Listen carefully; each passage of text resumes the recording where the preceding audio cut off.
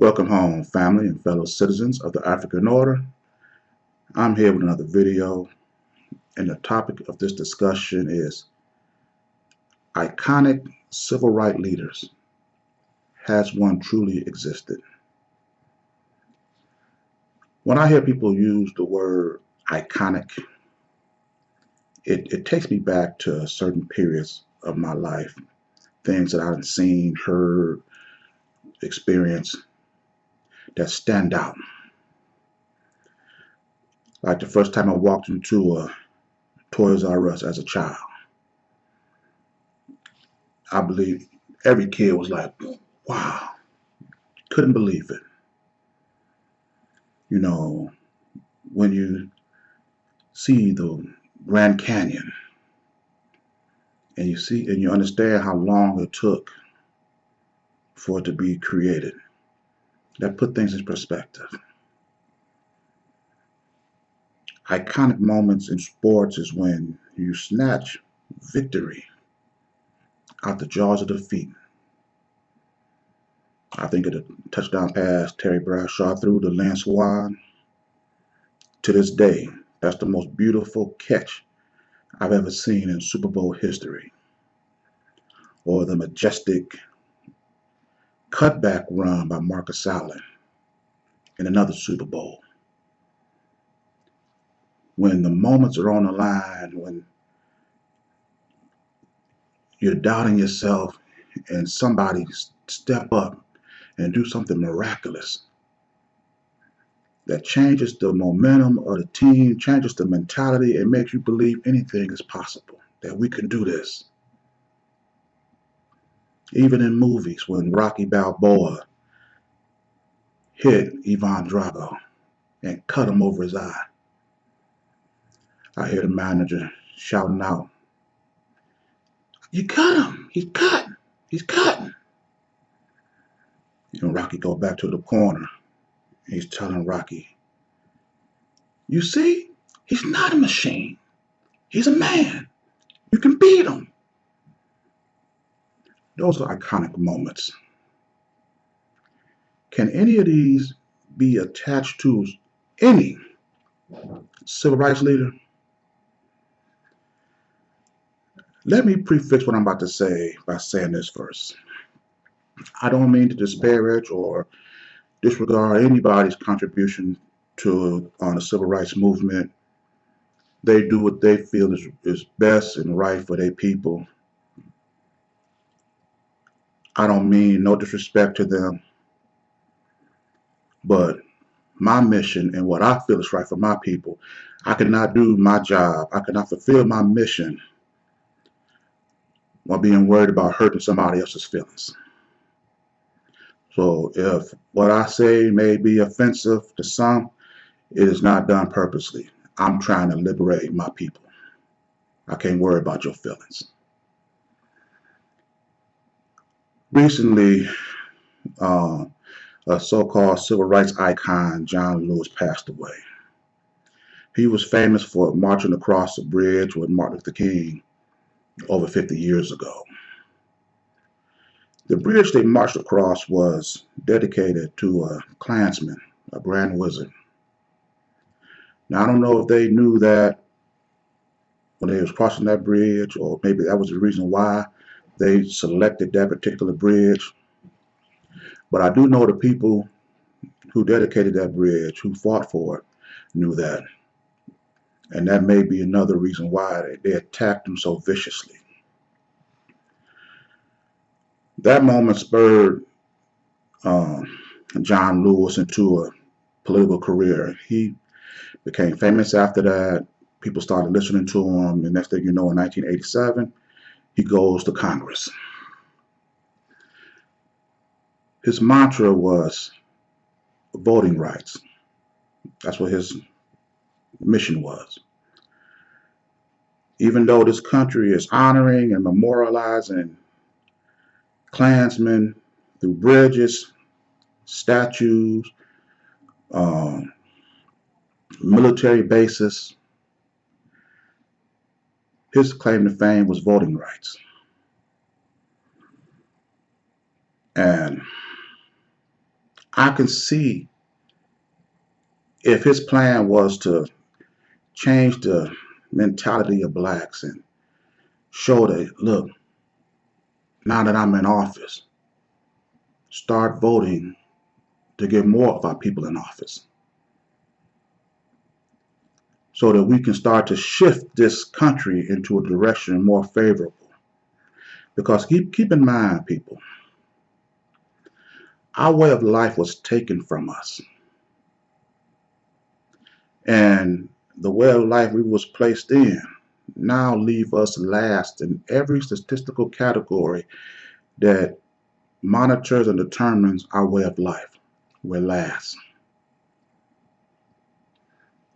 We were taken from an environment where we had self-determination. We didn't have to rely on anybody. To now, we have to get permission for everything. Even to use the bathroom, drink from a water fountain. There's nothing too minuscule that we don't have to gain permission or allowance from somebody else to do. There was a time where blacks couldn't even walk down the street and laugh out loud. They had to stick their head in barrels in order to laugh on the street.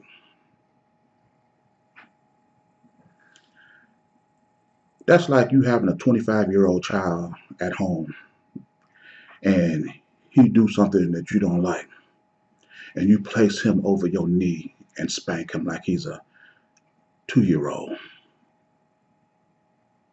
That's how this racist system has treated blacks, never allowing them to grow up and to become self-determined. I hear, black supporters talking about what Trump did for blacks, and he's funding the HBCUs, he's creating this, that. So does that mean that blacks can't do these things for themselves also? Why is it that when whites do something that kills our motivation to do for ourselves, why not have multiple avenues? What you can't do for yourself, go to there. If they're doing it for you, okay, that's good. Create your own. What is wrong with that? John Lewis was in office 33 years.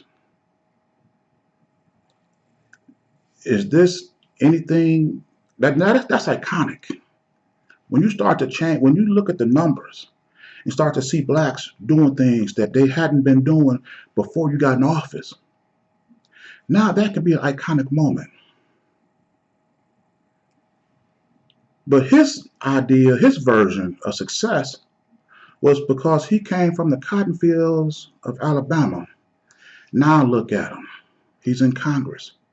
This shows that the country is going a long way.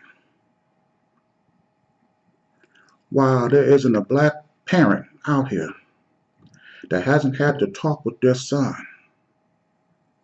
about being fearful of them walking the streets, driving a car, because of the simplest police interaction. You could walk across the street with just a iced tea and Skittles, and some Yahoo can stop and question you, shoot and kill you. And the defense from the public is, well, all he had to do was just tell the man where he was going. When he didn't tell him where he was going, that escalated it. Just tell the man where you was going. Anything. There's been no shift to the return of our way of life. Our people has been divided, dysfunctional for years. What efforts has John Lewis or any civil rights so-called icon done to repair that damage? And then you have another so-called civil rights icon, James Clyburn. They call him the kingmaker. Whoever he endorsed usually go on to win whatever political race they're in. He recently did this for Joe Biden. Joe Biden was floundering, coming in last in all the polls. But Joe Biden had hope and faith that he could get the endorsement of James Clyburn, the kingmaker. Bernie Sanders was riding high. He had won all the primaries up until that point. But when James Clyburn endorsed Joe Biden, there was a paradigm shift. Joe Biden been to the top, and never later on, Bernie Sanders dropped out, and now Joe Biden is leading. Everybody stopped dropping after that. And the sad thing about that is, when they asked Joe Biden, did he feel obligated to now name a black woman as his vice president, he said no.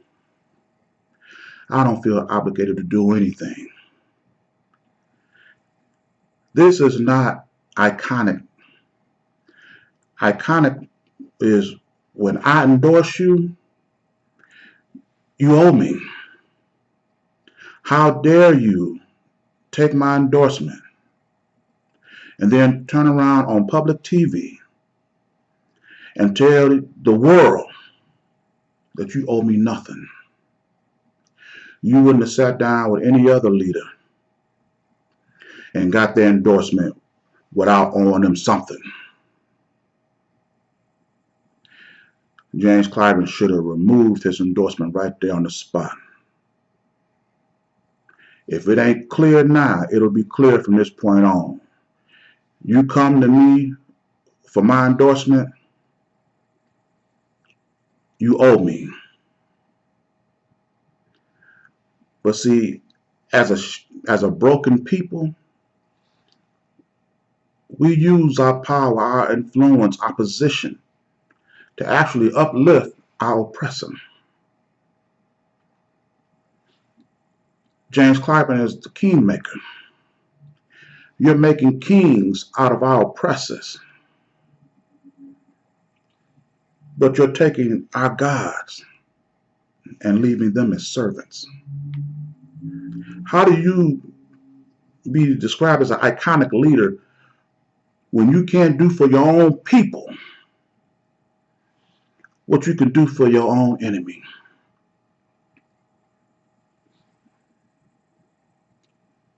When you listen to these iconic, and I say that trying to hold in the laughter, these so-called iconic leaders,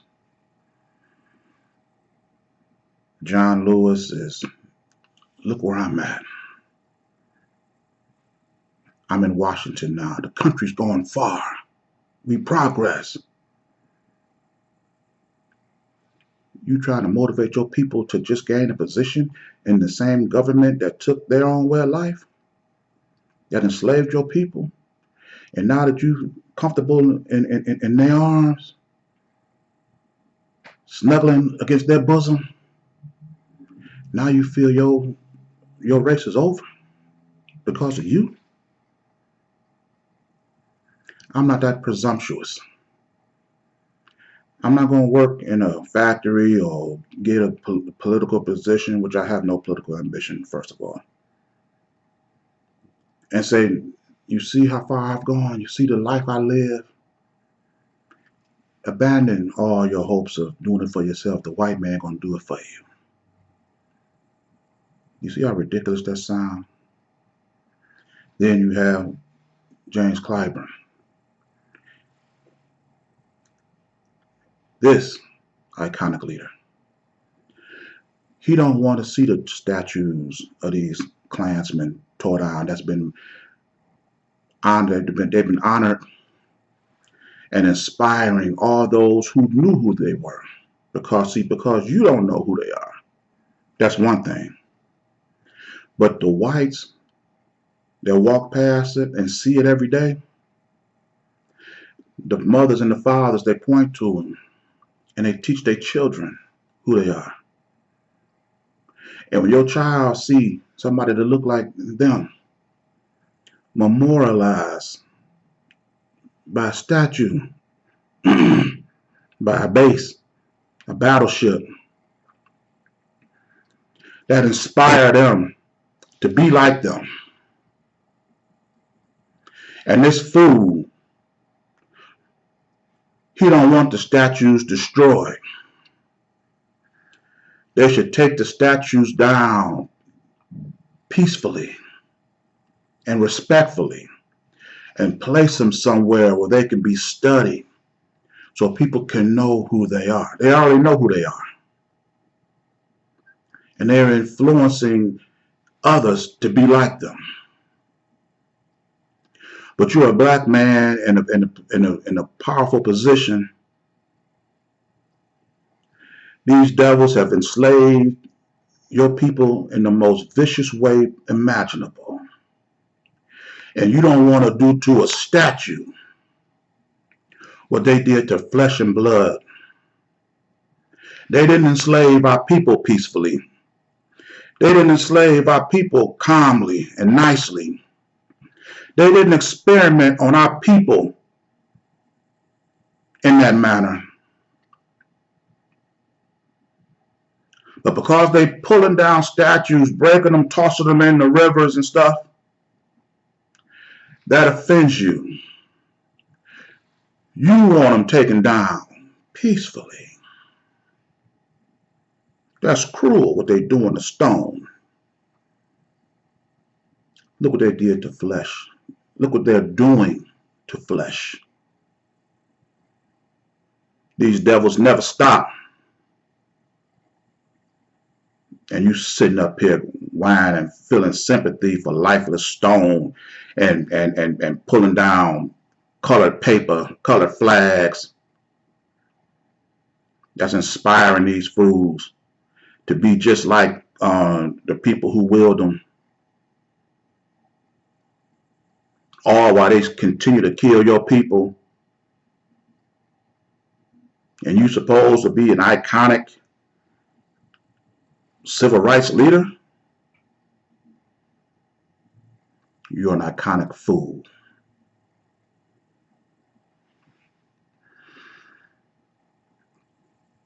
We have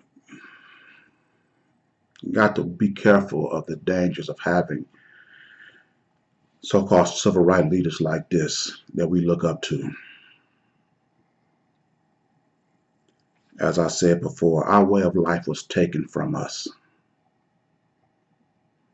where we didn't have to consult with anybody. And after 500 years, we still have to gain permission for everything. Here you have Nick Cannon goes onto a podcast and speaks the truth.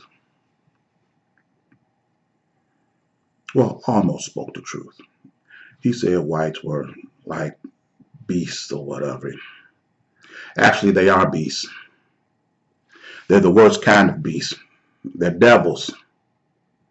And I'm not talking about a devil, not a demon. These are servants of the devil. These are actual devils. And because he spoke the truth, his livelihood is taken away from him. Now, financially, Nick Cannon is going to be all right. He's a millionaire many times over. But let that be me or you that do that. Because you say anything to disparage whites. Your house, your car, your way of life, the way you provide for your wife and children, your family, is all at risk. And they'll sit there, have you sit in that office while they sit behind the other side of that door contemplating your fate. While you sitting there sweating down the crack of your butt,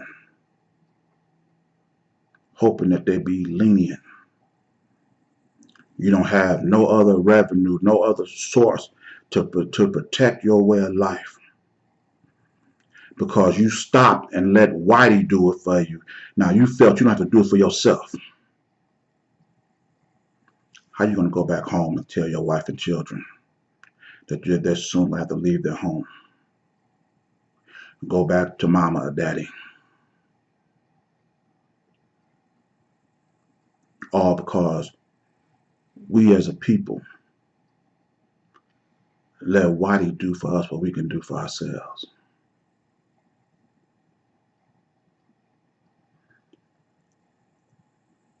Before I end this video, let me say one thing.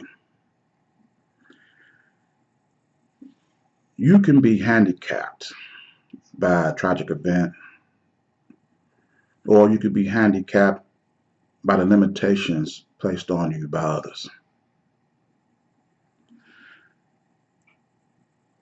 The thing is, in your mind mentally, do you have a handicap or do the handicap have you? The difference is, if the handicap have you, then you're going to always be within the margins of whatever limitations that handicap say you are. If you were handicapped, they say, oh, he'll never stand again. You will spend the rest of your life not standing. If that handicap say you'll never walk again, you will never in life do that. But if you have the handicap, you take the limitations and you say, well, we'll see about that. Our people have been handicapped by the most vicious race of people on this planet. And we've been so far removed from our way of life that the only thing we can think of is the mistruth that these people have been telling us about our people. And we have believed it to be true. So when they tell you you'll never walk again, I'm going to tell you you can stand. When they tell you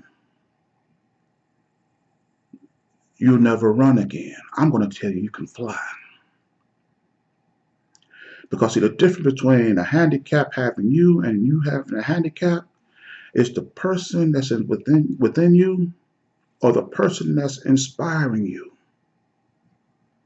Now, you're going to listen to somebody that's going to tell you, because if you submit to the handicap, the trainer's work is done. All I got to do is just come in here and feed this guy. I ain't got to do nothing else. He's already accepted in his mind that he can't do this, he can't do that. Or do you want a trainer that's going to come in there and be like, look, start rolling up his sleeve, we're going to do some work. Because by the time I get done with you, you're going to be out that chair. But I was told, I don't care what they told you. You're going to get up out that chair. You're not going to have to wait around for somebody to do something for you. Every single thing for you. I'm that type of leader. I'm that type of motivator for my people. They told you we cannot work together, we will. They told you we can't build, we will. It is to our benefit that we do that, and to their detriment. This is why they tell you this. Because everything that you do that they say you can't do takes money out their pocket. Everything I say you can do that they say you can't do will put money into yours. Now it's up to you. Who do you want to listen to? Me or them? I'm going to end this video right here. And with this video, as with all my videos, it is for the complete liberation of my people. And I will see you in my next message. Ashe.